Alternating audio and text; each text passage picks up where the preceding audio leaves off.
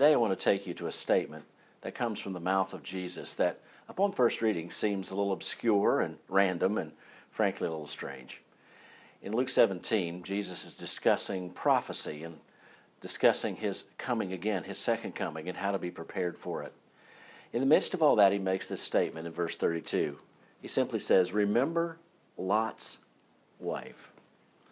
Now, the hearers that heard him that day would immediately connected to that story that's found back in the Old Testament in Genesis chapter 19, where Lot and his family are fleeing the city of Sodom because God is pouring his judgment down upon it.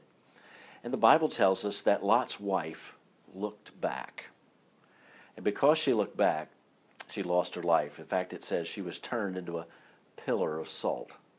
From that point afterwards, that reference to Lot's wife always talks about looking back.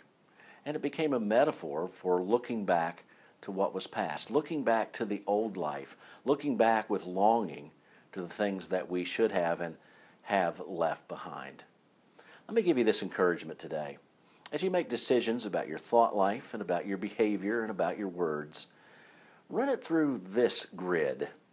Is that part of my old life, or is that part of the life which Christ has for me? Am I looking back to that which I should let go of, or am I looking forward to that which I embrace? Remember Lot's wife. Run everything we do and everything that we think through that grid.